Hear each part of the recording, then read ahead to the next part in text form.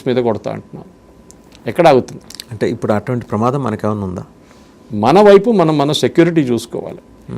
For example నేను ఒక పిచ్చోడు ఒక ఫెలో మన దగ్గర ఎల్బిట్ సిస్టమ్స్ అని ఉంది ఇక్కడ హైదరాబాద్లో. It's an Israeli Adani joint venture. దాంట్లో మిసైల్స్ తయారు చేస్తారు చాలా మటుకు.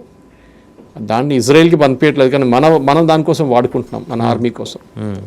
ఎవడో నిన్న దాన్ని హైదరాబాద్లో ఉందని చెప్పాడు. దాని లొకేషన్ న్యాచురల్లీ ఇప్పుడు దాకా స్టేట్ పోలీస్ కానీ ఐబీ కానీ మిగతా వాళ్ళు సెక్యూర్ చేసుకుని ఉంటారు. కావాలంటే కొన్ని ఏరియల్ ప్రొటెక్షన్ కూడా ఇస్తారు వాళ్ళు, యాంటీ ఎయిర్క్రాఫ్ట్ కానీ ఏదో పెడతారు ఎవడైనా పిచ్చోడు వచ్చి మిసైల్ కొడితే ఏమైనా చేస్తే. అట్లాంటి మన దగ్గర ఉన్న అసెట్స్ కూడా కాపాడుకోవాల్సి వస్తుంది. అమెరికన్ అసెట్స్ హైదరాబాద్లో ఏమేమి ఉందో దానికి కూడా సెక్యూరిటీ ప్రొవైడ్ చేయాల్సి వస్తుంది. మనకు చెప్పలేం, స్లీపర్ సెల్స్ ప్రతి దేశంలో ఉన్నారు.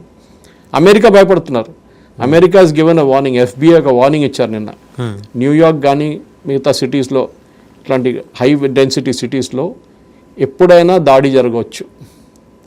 But as it is we don't have American assets here in. ఎందుకులేదు సార్, ఇద్దరు మైక్రోసాఫ్ట్ క్యాంపస్ ఉంది. You have huge number American companies. Boeing ఉంది మీ దగ్గర అడిబట్లలో. మీకు 30, 40, 50 కంపెనీలు ఉన్నాయి Hyderabad. So you must be very careful కదండి. చాలా కేర్ఫుల్ ఉండాలి. I think the state police వాళ్ళు చూసుకుంటారు, మనం చెప్పక్కర్లేదు వాళ్ళకి. They have their own intelligence apparatus.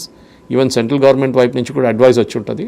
American companies చూసుకోండి, అమెరికన్ కన్సులేట్ని ప్రొటెక్షన్. ఇన్ఫాక్ట్ అమెరికన్ కన్సులేట్కి వెళ్ళే రోడ్ కూడా బ్లాక్ చేసి పడేశారు. ఇప్పుడు బ్లాక్ ఉంది ఆ రోడ్. ఒక 1 వీక్ నుంచి అక్కడ ఎవరిని వెళ్ళనియట్లేదు అటువైపు. ఓకే విప్రో సర్కిల్ నుంచి.